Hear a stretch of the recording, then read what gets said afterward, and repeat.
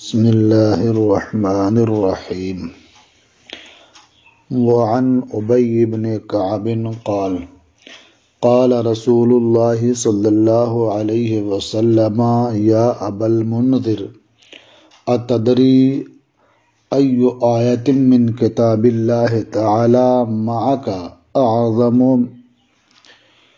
یہ ہے مشکات المصابیح کا صفحہ نمبر 185 ہے اور کتاب و فضائل القرآن کی پہلی فصل جاری ہے۔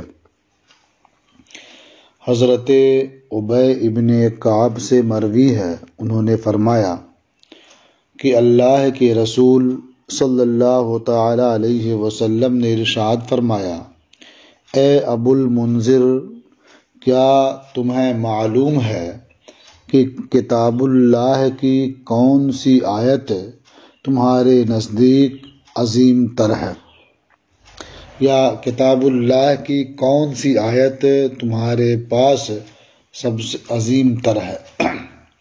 یہ ابو المنذر حضرت ابی ابن کعب کی کنیت ہے، تو حضور نے انہیں کنیت سے خطاب کرتے ہوئے فرمایا، ابو المنذر، کیا تمہیں پتہ ہے، کیا تم جانتے ہو کہ کتاب اللہ کی کون سی آیت تمہارے ساتھ عظیم تر ہے؟ قلت اللہ ورسولہ اعلم۔ ابی ابن کعب فرماتے ہیں کہ میں نے عرض کیا کہ اللہ اور اس کے رسول بہتر جانتے ہیں۔ قال یا ابا المنذر اتدری ای آیت من کتاب اللہ تعالی معک اعظم۔ حضور نے ارشاد فرمایا، ابو المنذر، کیا تمہیں پتہ ہے کہ کتاب اللہ کی کون سی آیت تمہارے ساتھ عظیم تر ہے؟ قلت اللہ لا الہ الا هو الحی القیوم۔ حضرت ابی ابن کعب فرماتے ہیں کہ میں نے دوسری مرتبہ پوچھنے پر عرض کیا کہ اللہ لا الہ الا هو الحی القیوم یعنی آیت الکرسی یہ عظیم تر ہے۔ قال فضرب فی صدری، وہ کہتے ہیں کہ یہ سن کر کے حضور نے میرے سینے پر ضرب لگائی، وقال لیہنک العلم یا ابا المنذر، اور ارشاد فرمایا کہ اے ابو المنذر، تمہیں علم مبارک ہو۔ رواہ مسلم، اسے امام مسلم نے روایت کیا ہے۔ اس حدیث سے یہ معلوم ہوتا ہے کہ قرآن کریم میں یہ آیت الکرسی عظیم تر ہے، بہت ہی مفید اور نفع بخش ہے۔ اور حضرت ابی ابن کعب کے انداز سے یہ معلوم ہوتا ہے کہ پہلی بار جب حضور نے یہ پوچھا کہ کون سی آیت عظیم تر ہے تو آپ نے ادباً جواب نہیں دیا، بلکہ اسے اللہ و رسول کے علم کے سپرد کر دیا، یعنی اللہ و رسول بہتر جانتے ہیں۔ لیکن جب حضور نے دوبارہ دریافت کیا تو آپ نے جواب دے دیا اس کا جو آپ کو معلوم تھا۔ تو یہ ارباب کمال کا طریقہ ہوتا ہے کہ وہ اس طرح سے سوال کرنے والے یا اہم شخصیتوں کے حوالے معاملات کر دیتے ہیں۔ پہلی بار میں جواب نہ دینا یہ ادب کی بنیاد پر تھا، اور دوسری بار جواب دے دینا یہ طلب کی بنیاد پر تھا۔ وعن ابی ہریرہ قال وکلنی رسول اللہ صلی اللہ علیہ وسلم بحفظ زکوٰۃ رمضان۔ حضرت ابو ہریرہ رضی اللہ تعالی عنہ سے مروی ہے، انہوں نے فرمایا کہ مجھے اللہ کے رسول صلی اللہ تعالی علیہ وسلم نے رمضان کی زکوٰۃ کی حفاظت پر مقرر کیا۔ فَأَتَانِي آتٍ، تو میرے پاس ایک آنے والا آیا۔ فَجَعَلَ يَحْثُ مِنَ الطَّعَامِ، یعنی میں زکوٰۃ کے جو اموال تھے، جو غلے تھے، میں ان کی حفاظت کر رہا تھا کہ رات میں ایک شخص آیا فجعل یحث من الطعام، اور وہ غلے سے دونوں ہاتھوں سے بھرنے لگا. فاخذتہ، تو جب میں نے اسے بھرتے ہوئے دیکھا، چوری کرتے ہوئے دیکھا، تو میں نے اسے پکڑ لیا. وقلت لأرفعنک الی رسول اللہ صلی اللہ علیہ وسلم، اور میں نے کہا کہ میں ضرور تمہیں اللہ کے رسول صلی اللہ تعالی علیہ وسلم کی بارگاہ میں پیش کروں گا. قال انی محتاج وعلی عیال ولی حاجت شدیدہ. اس شخص نے کہا کہ میں محتاج ہوں اور میرے ذمہ بال بچوں کا بوجھ ہے اور مجھے غلے کی سخت ضرورت ہے. قال فخلیت عنہ، حضرت ابو ہریرہ نے فرمایا تو میں نے اس کا راستہ خالی کر دیا، میں نے اسے چھوڑ دیا. فاصبحت، تو میں نے صبح کی. فقال النبی صلی اللہ علیہ وسلم یا ابا ہریرہ ما فعل اسیرک البارحہ، تو نبی کریم صلی اللہ تعالی علیہ وسلم نے ارشاد فرمایا ابو ہریرہ، تیرے رات کے قیدی نے کیا کیا، یعنی رات میں جس کو تو نے گرفتار کیا تھا، پکڑا تھا، اس کا کیا ہوا؟ قلت، میں نے عرض کیا یا رسول اللہ شکا حاجتا شدیدتا وعیالا فرحمتہ، اے اللہ کے رسول، اس نے سخت حاجت اور عیال کی ذمہ داری کا تذکرہ کیا، اس کی شکایت کی، تو مجھے اس پر رحم آ گیا، مجھے اس پر ترس آ گیا. فخلیت سبیلہ، تو میں نے اس کا راستہ چھوڑ دیا، اسے آزاد کر دیا. قال اما انہ قد کذبک وسیعود، حضور نے ارشاد فرمایا ابو ہریرہ سنو، یقیناً اس نے تم سے جھوٹ کہا ہے، وہ پھر آئے گا. فعرفت انہ سیعود لقول رسول اللہ صلی اللہ علیہ وسلم انہ سیعود. فرماتے ہیں میں نے جان لیا، میں نے اللہ کے رسول صلی اللہ تعالی علیہ وسلم کے قول انہ سیعود سے یہ جان لیا کہ وہ عنقریب آئے گا. فرصدتہ، تو میں نے اس کا انتظار کیا. فجاء یحث من الطعام، تو وہ آیا اور غلے میں سے بھرنے لگا، غلے میں سے لینے لگا. فاخذتہ، تو میں نے اسے پکڑ لیا. فقلت لأرفعنک الی رسول اللہ صلی اللہ علیہ وسلم، اور میں نے کہا کہ میں ضرور تمہیں اللہ کے رسول صلی اللہ تعالی علیہ وسلم کی بارگاہ میں پیش کروں گا. قال دعنی فانی محتاج وعلی عیال لا اعود، اس نے کہا کہ آپ مجھے چھوڑ دیں کیونکہ میں محتاج ہوں، تنگ دست ہوں اور میرے ذمہ بچوں کا بوجھ ہے. لا اعود، میں وعدہ کرتا ہوں کہ میں پھر نہیں آؤں گا. حضرت ابو ہریرہ کہتے ہیں فرحمتہ فخلیت سبیلہ، مجھے اس پر رحم آ گیا، مجھے اس پر ترس آ گیا اور میں نے اس کا راستہ چھوڑ دیا، اسے جانے دیا. فاصبحت فقال علی رسول اللہ صلی اللہ علیہ وسلم یا ابا ہریرہ ما فعل اسیرک، میں نے صبح کی تو اللہ کے رسول صلی اللہ تعالی علیہ وسلم نے مجھ سے ارشاد فرمایا ابو ہریرہ تیرے قیدی نے کیا کیا؟ قلت یا رسول اللہ شکا حاجتا شدیدتا وعیالا، میں نے عرض کیا اے اللہ کے رسول، اس نے سخت حاجت اور بال بچوں کے بوجھ کا تذکرہ کیا، اس کی شکایت کی. فرحمتہ فخلیت سبیلہ، تو مجھے اس پر رحم آ گیا اور میں نے اس کا راستہ چھوڑ دیا، اسے جانے دیا. فقال اما انہ قد کذبک وسیعود، حضور نے ارشاد فرمایا سنو، یقیناً اس نے تم سے جھوٹ کہا ہے اور وہ پھر آئے گا.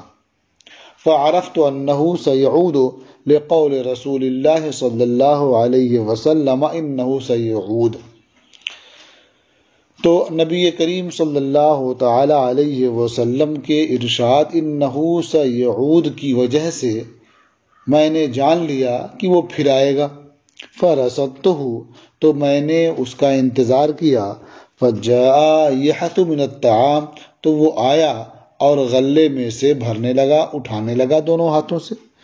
فأخذته فقلت لأرفعنك إلى رسول الله صلی اللہ علیہ وسلم، تو میں نے اسے پکڑ لیا اور کہا کہ ضرور میں تجھے اللہ کے رسول صلی اللہ تعالی علیہ وسلم کی بارگاہ میں لے چلوں گا، پیش کروں گا۔ وَهَذَا آخِرُ 3 مرات إِنَّكَ تَزْعُمُ لَا تَعُودُ إِنَّكَ تَزْعُمُ لَا تَعُودُ ثُمَّ تَعُودُ، یہ 3 بار میں آخری دفعہ ہے، تم یہ کہتے ہو کہ نہیں آؤ گے پھر آتے ہو۔ قال دعنی اعلمک کلمات ینفعک اللہ بہا، اس نے کہا کہ آپ مجھے چھوڑ دیجئے، میں آپ کو ایسے کلمات کی تعلیم دوں گا، آپ کو ایسے کلمات سکھاؤں گا جن کے ذریعے اللہ آپ کو نفع دے گا۔ تو پھر اس نے وہ کلمات سکھائے اور کہا اذا اویت الی فراشک فقرأ آیت الکرسی اللہ لا الہ الا هو الحی القیوم۔ اس نے کہا کہ جب آپ اپنے بستر پر جائیں، اذا اویت الی فراشک، جب آپ اپنے بستر کی پناہ لیں، اپنے بستر پر سونے کے لیے جائیں تو آیت الکرسی کی قرأت کریں۔ آیت الکرسی کیا ہے؟ اللہ لا الہ الا هو الحی القیوم، یہ پوری آیت حتی تختم الآیت، یہاں تک کہ آیت ختم کر لیں۔ فإنک لن یزال علیک من اللہ حافظ، تو یقیناً تیرے اوپر سے اللہ کی جانب سے ہمیشہ ایک محافظ رہے گا، یعنی وہ اپنی جگہ سے زائل نہیں ہوگا، ہٹے گا نہیں، تو ہمیشہ تیرے اوپر اللہ کی جانب سے ایک محافظ ہوگا۔ ولا یقربک شیطان، اور شیطان تجھ سے قریب نہیں ہوگا۔ حتی تصبح، یہاں تک کہ تم صبح کر لو، یعنی آیت الکرسی پڑھ لینے کا فائدہ یہ ہوگا کہ اللہ کی جانب سے تمہارے لیے ایک محافظ ہو جائے گا اور شیطان تم سے دور رہے گا، تمہارے قریب نہیں ہوگا، یہاں تک کہ تم صبح کر لو۔ فخلیت سبیلہ، جب اس نے یہ کلمات بتائے اور ان کے یہ فوائد بتائے تو میں نے اسے چھوڑ دیا، جانے دیا۔ فاصبحت، تو میں نے صبح کی۔ فقال علی رسول اللہ صلی اللہ علیہ وسلم ما فعل اسیرک، تو اللہ کے رسول صلی اللہ تعالی علیہ وسلم نے ارشاد فرمایا کہ تمہارے قیدی نے کیا کیا؟ قلت زعم انہ یعلمنی کلمات ینفعنی اللہ بہا، میں نے عرض کیا کہ اس نے کہا کہ وہ مجھے ایسے کلمات سکھائے گا جن کے ذریعہ اللہ مجھے نفع دے گا۔ قال اما انہ صدقک وہو کذوب، حضور صلی اللہ تعالی علیہ وسلم نے ارشاد فرمایا یقیناً اس نے یہ بات سچ کہی۔ اما انہ قد صدقک، سنو یقیناً اس نے سچ کہا، وہو کذوب، حالانکہ وہ بہت بڑا جھوٹا ہے، یعنی واقع میں وہ بہت بڑا جھوٹا ہے، لیکن آیت الکرسی کے تعلق سے جو اس نے فضیلت بیان کی ہے یہ صحیح ہے، اس میں اس نے سچ کہا۔ وَتَعْلَمُ مَنْ تُخَاطِبُ مُنْذُ 3 لیال، ابو ہریرہ کیا تمہیں پتہ ہے، کیا تم جانتے ہو کہ 3 راتوں سے تم کس سے بات کر رہے تھے؟ قلت لا، میں نے عرض کیا نہیں۔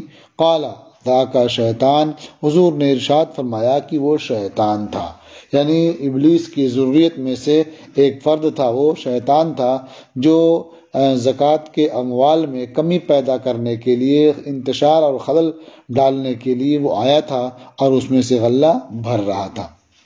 رواہ البخاری، اسے امام بخاری نے روایت کیا ہے۔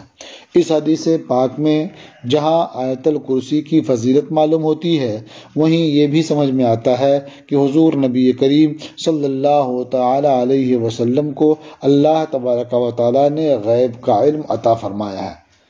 حضرت ابو ہریرہ رمضان کے رمضان میں نکالی جانے والی زکوٰۃ کی حفاظت پر مقرر تھے، اور حضور نبی کریم صلی اللہ تعالیٰ علیہ وسلم یہ پورے منظر کا مشاہدہ فرما رہے تھے اور یہ دیکھ رہے تھے کون آ رہا ہے، کیا کر رہا ہے، اور کیسے اسے گرفتار کیا جا رہا، کیسے پھر وہ چھوٹ کے جا رہا ہے۔ ساری چیزیں حضور کے نگاہوں کے سامنے تھیں۔ اب رہ گیا مسئلہ کہ حضرت ابو ہریرہ نے اس کو 2 مرتبہ چھوڑ دیا، تیسری بار بھی چھوڑ دیا، تو اس کی وجہ یہ ہے کہ وہ غلہ لے نہیں جا سکا تھا، غلہ اٹھا رہا تھا، تو اسے پکڑا اور جب انہیں ترس آ گیا تو اسے چھوڑ دیا کہ ہو سکتا کہ ویسا کام نہ کرے، راہ راست پر رہے۔ دوسری بار چھوڑ دیا اس لیے کہ حضور نے یہ نہیں فرمایا تھا کہ وہ آئے گا تم اسے گرفتار کر لینا اور اسے مت چھوڑنا، میرے پاس پیش ہی کرنا۔ اس تعلق سے حضور نے کچھ بیان نہیں فرمایا تھا، جبکہ یہ بات واضح کر دی تھی کہ وہ پھر آئے گا، تو اس لیے آپ نے اسے گرفتار رکھنا ضروری نہیں سمجھا اور اپنے طور پر اسے چھوڑ بھی دیا آپ نے۔ وعن ابن عباس قال بینما جبرائیل علیہ السلام قائد عند النبی صلی اللہ علیہ وسلم سمع نقیضا من فوقہ۔ حضرت عبداللہ ابن عباس رضی اللہ تعالی عنہما سے مروی ہے، انہوں نے فرمایا کہ جبریل امین علیہ السلام نبی کریم صلی اللہ تعالی علیہ وسلم کے پاس بیٹھے ہوئے تھے، سمع نقیضا من فوقہ، کہ انہوں نے اپنے اوپر سے ایک آواز سنی، یعنی آواز سننے والے جبریل امین بھی ہو سکتے ہیں اور حضور نبی کریم صلی اللہ تعالی علیہ وسلم بھی ہو سکتے ہیں۔ تو انہوں نے ایک آواز سنی اوپر سے، فرفع رأسہ، تو اپنا سر اوپر اٹھایا، فقال ھذا باب من السماء، اور فرمایا کہ یہ آسمان کا ایک دروازہ ہے، فتح اليوم لم یفتح قط الا اليوم، آج وہ دروازہ کھولا گیا ہے، کبھی آج سے پہلے کبھی وہ دروازہ کھولا نہیں گیا۔ فنزل منہ ملک، تو اس دروازے سے ایک فرشتہ نیچے آیا، فقال ھذا ملک نزل الی الارض ولم ينزل قط، تو جبریل امین نے کہا کہ یہ ایسا فرشتہ ہے جو زمین کی طرف اترا ہے اور آج سے پہلے کبھی نہیں اترا۔ فسلم، تو اس فرشتے نے سلام کیا، فقال ابشر بنورین اوتیتہما، اور اس نے کہا کہ آپ خوش ہو جائیں کہ آپ کو 2 نور عطا کیا گیا ہے، لم یوتہما نبی قبل کا، آپ سے پہلے کسی نبی کو یہ 2 نور عطا نہیں کیے گئے۔ اب وہ 2 نور کیا ہیں؟ تو اس میں سے ایک ہے فاتحۃ الکتاب یعنی سورہ فاتحہ، اور دوسرا نور ہے خواتیم و سورۃ البقرہ، سورہ بقرہ کی آخر کی آیتیں۔ آخر کی آیتوں سے مراد آمن الرسول بما انزل الیہ من ربہ سے آخر تک ہے، یعنی آیت نمبر 285 اور آیت نمبر 286، یہ خواتیم سورہ بقرہ سے مراد ہے۔ لن تقرأ بحرف منہما الا اعطیتہ، تم ہرگز ان دونوں آیتوں میں سے کسی حرف کی قرأت نہیں کرو گے مگر تمہیں وہ چیز عطا کی جائے گی، یعنی اس میں جو دعائیں ہیں، جو طلب ہے، وہ تمہاری طلب اور تمہاری دعائیں سب پوری کی جائیں گی۔ رواہ مسلم، اسے امام مسلم نے روایت کیا ہے، اور اس میں یہ ہے کہ لن تقرأ بحرف منہما، ان دونوں میں سے کسی حرف کی قرأت نہیں کریں گے۔ یہاں حرف سے مراد کیا ہے کہ کنارہ، یعنی پورا ایک جملہ جو ایک معنی کو ادا کرنے کے لیے کفایت کرتا ہے۔ وعن ابی مسعود قال، اور حضرت ابو مسعود سے مروی ہے، فرمایا قال رسول اللہ صلی اللہ علیہ وسلم الآیتان من آخر سورۃ البقرۃ من قرأ بہما فی لیلۃ کفتاہ۔ حضرت عبداللہ ابن مسعود رضی اللہ تعالی عنہ سے مروی ہے، انہوں نے فرمایا کہ اللہ کے رسول صلی اللہ تعالی علیہ وسلم نے ارشاد فرمایا کہ اس نے سورہ بقرہ کہ آخر کی 2 آیتیں ایسی ہیں، من قرأ بہما فی لیلۃ، جو شخص ان 2 آیتوں کی قرأت کرے گا کسی شب میں، کفتاہ ہو، تو یہ دونوں آیتیں اس کے لیے کفایت کریں گی، یعنی اور اوراد و وظائف سے وہ کافی ہوں گی۔ یہ دونوں یعنی اور اوراد و وظائف سے یہ آیتیں کفایت کریں گی۔ ان آیتوں کا پڑھ لینا ہی اسے شر اور فساد سے بچانے کے لیے کافی ہوگا۔ متفق علیہ، یہ حدیث متفق علیہ ہے۔ وعن ابی الدرداء قال، اور حضرت ابو درداء سے مروی انہوں نے فرمایا، قال رسول اللہ صلی اللہ علیہ وسلم من حفظ 10 آیات من اول سورۃ الکہف عصم من الدجال۔ اللہ کے رسول صلی اللہ تعالی علیہ وسلم نے ارشاد فرمایا کہ جس نے سورہ کہف کی ابتدائی 10 آیتیں یاد کر لیں وہ دجال کے فتنے سے محفوظ ہو گیا، یا جو سورہ کہف کی ابتدائی 10 آیتوں کو یاد کر لے گا وہ دجال کے شر سے، دجال کے فتنے سے، اس کے فساد سے محفوظ رہے گا۔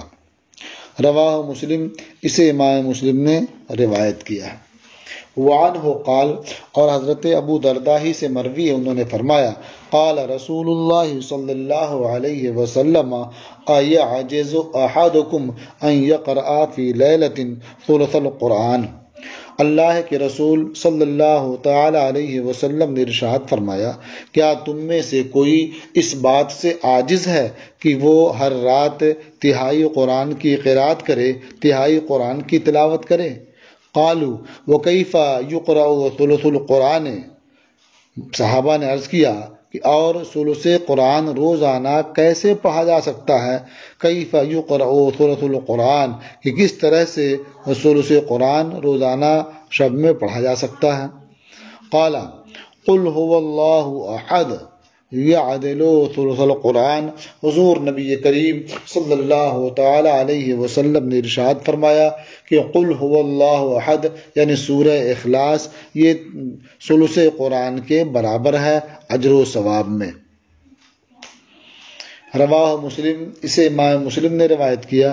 ورواہ البخاری عن ابی سعید، اور اسے امام بخاری نے ابو سعید کی روایت سے نقل کیا۔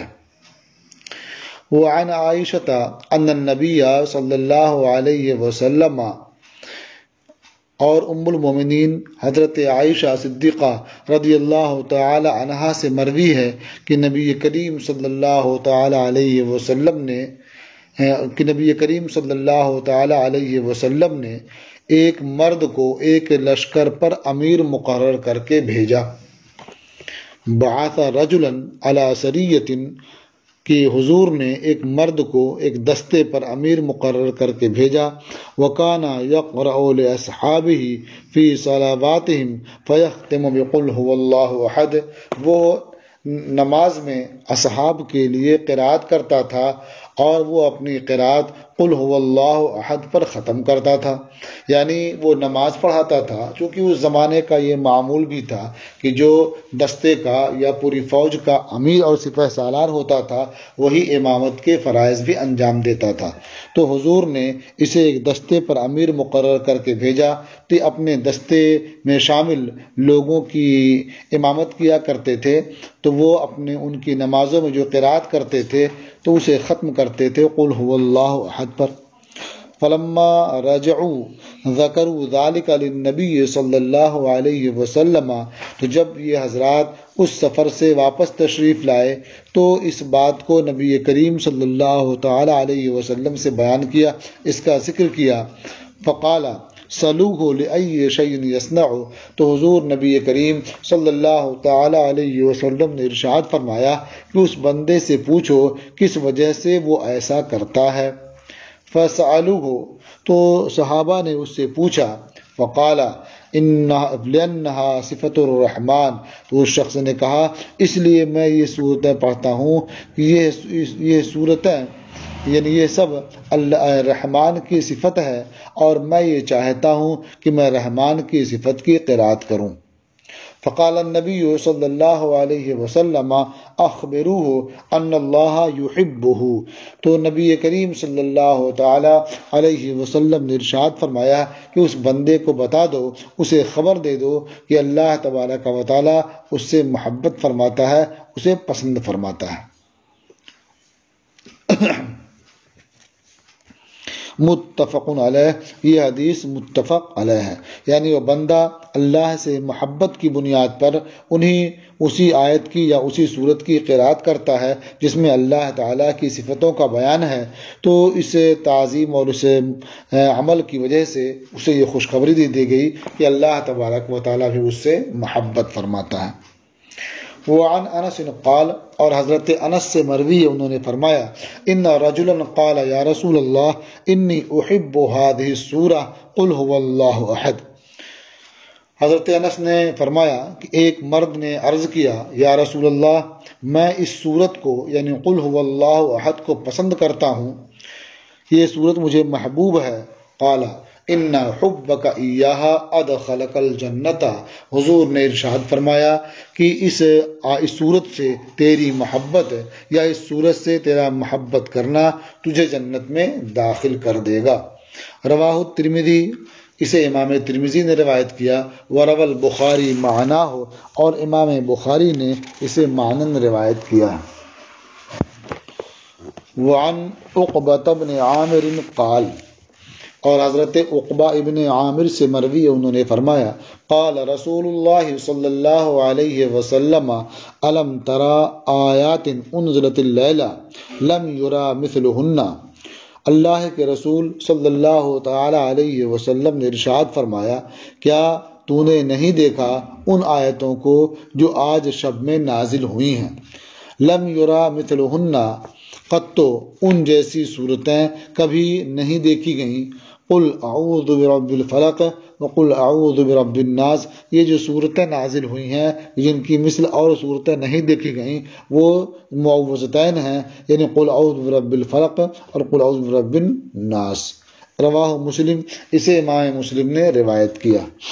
وعن عائشہ ان النبی صلی اللہ علیہ وسلم کان اذا اوى الى فراشه كل ليلة جمع کفیہ ثم نفث فیہما فقرأ فیہما قل هو اللہ احد وقل اعوذ برب الفلق وقل اعوذ برب الناس۔ ام المومنین حضرت عائشہ صدیقہ رضی اللہ تعالی عنہا سے مروی ہے کہ نبی کریم صلی اللہ تعالی علیہ وسلم جب اپنے بستر پر سونے کے لیے تشریف لے جاتے تھے، ہر شب جب اپنے بستر پر سونے کے لیے تشریف لے جاتے تو اپنی دونوں ہتھیلیوں کو جمع فرماتے، ثم نفثا فیہما، پھر ان میں پھونک مارتے، فقرأ فیہا قل هو اللہ احد، تو اس میں قل هو اللہ احد اور قل اعوذ برب الفلق اور قل اعوذ برب الناس کی تلاوت فرماتے، اس کی قرأت کرتے۔ حدیث کے اس حصے سے یہ معلوم ہوتا ہے کہ حضور نبی کریم صلی اللہ تعالی علیہ وسلم ان کا یہ معمول تھا کہ ہر رات جب بستر پہ تشریف لے جاتے تو یہ 3 صورتیں پڑھ کر کے اپنے ہاتھ پر دم کر لیا کرتے، لیکن اس میں ہے ثم نفث فیہما فقرأ، یعنی پہلے پھونک مار لیتے پھر اس کے بعد قرأت فرماتے، لیکن ایسا نہیں ہے، بلکہ یہاں جو ثم نفث ہے یعنی ثم اراد ان ينفث کے معنی میں ہے، یعنی جب حضور یہ چاہتے کہ دم کریں تو دم کرنے سے پہلے وہ ان 3 صورتوں کی قرأت کرتے، ان کی تلاوت فرماتے، پھر اس کے بعد اپنی ہتھیلیوں میں پھونک مارتے۔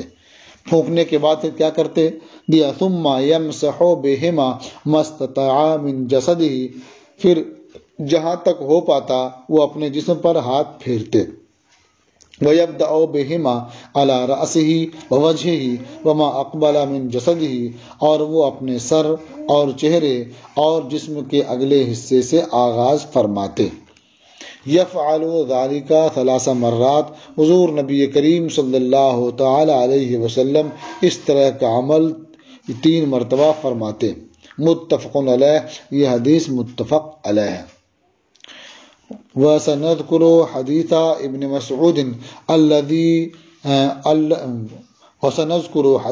مسعود لما أسري برسول الله صلى الله عليه وسلم في باب المعراج ان شاء اللہ تعالی، اور حضرت عبداللہ ابن مسعود کی حدیث لما اسری رسول اللہ صلی اللہ علیہ وسلم، یہ باب المعراج میں قریب ہم ذکر کریں گے ان شاء اللہ تعالی۔ تو آخر کی حدیث سے یہ معلوم ہوا کہ اگر بندہ رات میں سونے کے وقت معوذتین اور سورہ اخلاص کی قرأت کر لیتا ہے، تلاوت کر کے اپنے اوپر دم کر لیتا ہے تو یہ اس کے لیے بہت مفید ہوگا، اس لیے کہ نبی کریم صلی اللہ تعالی علیہ وسلم کا معمول ایسا ہی تھا۔ بلکہ حضور کے بارے میں یہ بھی بیان کیا جاتا ہے، حدیث میں وارد ہے کہ جب آپ کے وصال کا وقت آیا، درد کی شدت ہوئی، تو اس وقت ام المومنین حضرت عائشہ صدیقہ رضی اللہ تعالی عنہا قرأت کر کے حضور کے ہاتھوں پر دم کر دیتی اور ان کا ہاتھ جہاں تک پہنچتا ان کے جسم پر پھرا دیتی تاکہ یہ مسح ہو جائے اور ہاتھ پہنچانا پا لیا جائے۔ تو معلوم ہوا کہ یہ عمل جاری رکھنا یہ بندے کے لیے بہت مفید ہے، دنیا میں بھی، اور اس کا فائدہ اسے آخرت میں بھی ہوگا انشاءاللہ۔ یہ کتاب و فضائل القرآن کی پہلی فصل ختم ہوئی۔